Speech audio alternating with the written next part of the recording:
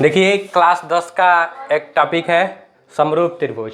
ठीक है, समरूप त्रिभुज का अध्ययन करने के लिए हम देखते हैं पहले समरूप त्रिभुज ऐसी ज्यामितीय आकृतियाँ जिनके आकार समान हो। ध्यान देंगे, जिनके आकार क्या हो, समान हो, लेकिन जो साइज हो क्या हो, डिफरेंट हो।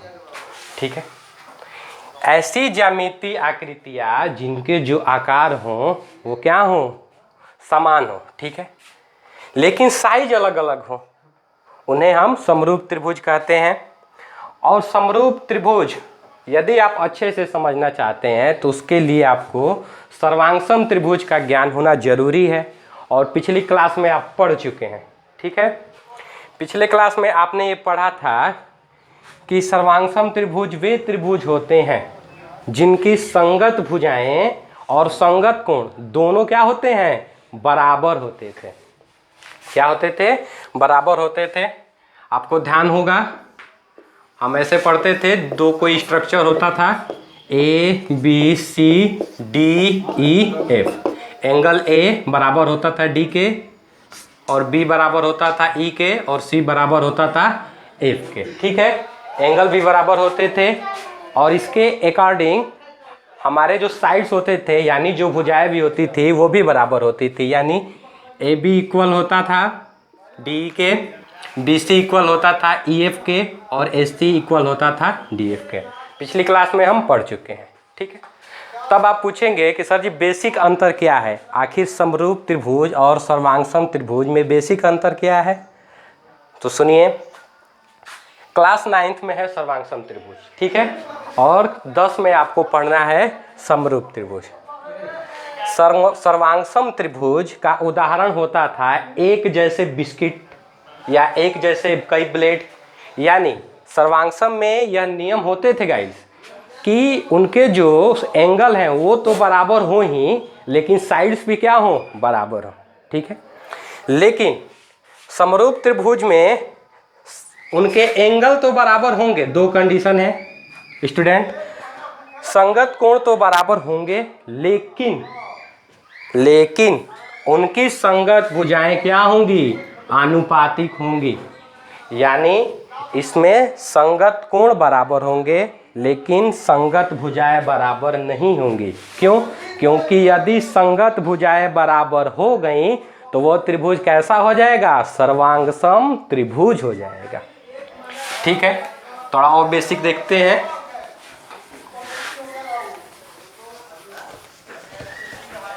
देखिए सर्वांगसम त्रिभुज हमने दो त्रिभुज लिया ए बी सी। ठीक है, और सेकेंड एकदम सेम, माप भी समान है और कोण भी समान है, ले लिए हैं डी ई एफ। स्टूडेंट ध्यान देंगे, सर्वांगसम त्रिभुज में ये होता था कि जो हमारी संगत भुजाएं हैं, पिछले क्लास में मैंने पढ़ाया था आपको कि संगत का मतलब क्या होता है। संगत का मतलब होता है कि जिस एरिया या रिफरेंस में जो आप भुजा लेंगे इसकी भी वही भुजा लेंगे। ठीक है, यानी हमारी भुजा ए बी जो है इक्वल होगी किस भुजा की, डी की। ठीक है, और भुजा बी सी इक्वल होगी ई एफ की, और भुजा ए सी इक्वल होगी डी एफ की। ठीक है, संगत भुजा तो बराबर हो गई, लेकिन संगत कोण भी बराबर होंगे। यानी angle A equal angle D, angle B equal angle C, और angle C equal angle F. ये होता था हमारे सर्वांगसम त्रिभुज में। यानी ये आप मोटे तौर पर समझिए अपने बेसिक कंसेप्ट के लिए कि यदि कोण तो दोनों में बराबर होंगे, सर्वांगसम हो या समरूप हो, लेकिन यदि सपोज दैट ये 5 सेंटीमीटर का है तो ये भी 5, अगर सपोज दैट ये 4 का हो गया तो ये भी 4, और ये 6 का हो गया तो 6। मैं एक बेसिक कंसेप्ट के लिए आपको बता रहा हूँ, कोण तो बराबर होंगे लेकिन भुजा भी एग्जैक्ट बराबर होगी। ठीक है, यानी भुजा क्या होगी, बराबर।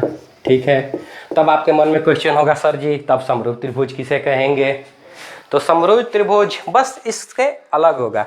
हम जानते हैं कि मैथमेटिकल ऑपरेशन 3 ही होते हैं मोस्टली, एक तो बराबर होता है और एक बड़ा होता है और एक छोटा होता है। तो जब भी बराबर के अलावा कोई भी कंडीशन होगी बड़ी छोटी की, तो वो जो त्रिभुज होगा वो सिमिलर यानी समरूप त्रिभुज कहलाएगा। ठीक है, छोटा देखिए हमने यही त्रिभुज ले लिया ए बी सी, ठीक है, और एक त्रिभुज ले लिया डी ई एफ। ध्यान देंगे संगत कोण, दो कंडीशन है समरूप के लिए, संगत कोण बराबर होंगे यानी जो एंगल ए जितना है उतना डी तो होगा ही, जितना बी है उतना ई होगा और जितना सी है उतना ही एफ होगा। लेकिन समरूप त्रिभुज में भुजाएं कभी भी बराबर नहीं होती है गाइस, ध्यान देंगे, मैं बार बार बोल रहा हूं, सिर्फ कोण बराबर होंगे। अब आप सर्वांगसम का कंसेप्ट दिमाग से हटा दीजिएगा, कोण बराबर होंगे। सपोज दैट 60-60 में ले रहा हूं, ये 60 है, ये भी 60, ये भी 60, तो ये भी कोण कितने हो जाएंगे 60-60-60। लेकिन भुजाएं बराबर कभी नहीं होंगी, अनुपातिक होंगी। जैसे अगर ये भुजा 2 है तो ये 2 कभी नहीं होगी, हो सकती है 4 हो। अगर ये 3 है तो ये 2 गुनी है तो ये कितनी हो 6 हो। ये अगर 3 है तो हो सकती है, सॉरी इसको आप 4 कर लीजिए तो ये हो 8 हो। ठीक है, यानी कि यदि कोई भी दो आकृतियाँ जो एक जैसी हों लेकिन यदि बराबर है तो वो सर्वांगसम है, लेकिन यदि बड़ी या छोटी हैं तो वह समरूप है। जैसे 2 वृत्त ले लीजिए, ये वृत्त है लेकिन एक जैसा है, ठीक है, ये क्या है, इनके शेप तो इक्वल है लेकिन साइज इक्वल नहीं है। ठीक है, तो यह जो स्ट्रक्चर होगा क्या हो जाएगा, समरूप हो जाएगा।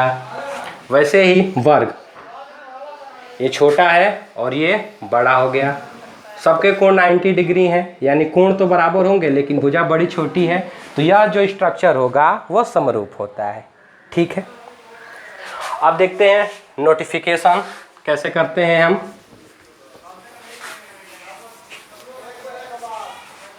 देखिए सर्वांगसम त्रिभुज जब हम करते थे तो कोई भी 2 ट्रायंगल होता था, सपोज दैट ट्रायंगल में ले रहा हूँ ए बी सी, ये सर्वांगसम ट्रायंगल है, ये मैं ले लिया डी ई एफ। तो इस सर्वांगसम के लिए हम लिखते थे triangle A B C congruence, ये चिन्ह होता था गाइस सर्वांगसम का, ट्रायंगल डी ई एफ। ठीक है, और यहाँ गाइस सर्वांगसम की ये कंडीशन है जो हम क्लास 9th में पढ़ चुके हैं, और उस समय एंगल बराबर होते थे संगत, ए इक्वल डी, बी इक्वल ई, सी इक्वल एफ। और सबसे मोस्ट होता था कि भुजा भी बराबर होती थी, यानी A B equal D E, B C equal E F और A C equal D F. लेकिन ये आप जानते हैं, अब आपको क्या जानना है नया, तो नया आपको ये जानना है कि जो समरूप त्रिभुज है उसका चिन्ह क्या होगा, संगत कोण क्या बराबर होते हैं और भुजाओं में क्या संबंध होता है, इन तीनों का बेसिक कंपैरिजन करेंगे। ठीक है, तो देखेंगे। अब मैं समरूप की बात बता रहा हूँ, ये हो गया ए बी सी, इसको थोड़ा बड़ा बना दीजिए, डी ई एफ।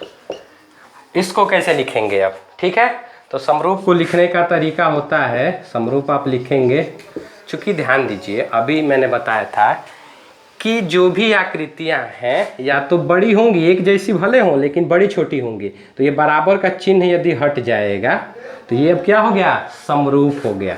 यानी इसको ऐसे लिखेंगे, triangle A B C similar, बस ये वाला साइन रह जाएगा सिमिलर, समरूप, ट्रायंगल डी ई एफ। ये तो हो गया आपका निरूपण, क्लियर। ठीक है, संगत कोण मैंने लिखाया था कि 2 है, संगत कोण बराबर होंगे, यानी angle A equal angle D, angle B equal angle E, angle C equal angle F. लेकिन संगत भुजाएं आनुपातिक होंगी। यानी कहने का मतलब है, यह मोस्ट इम्पॉर्टेंट रहेगा आपके लिए, ठीक है। इसको समझिए, अनुपातिक का मतलब क्या होता है, यही आपका मेन कंसेप्ट है।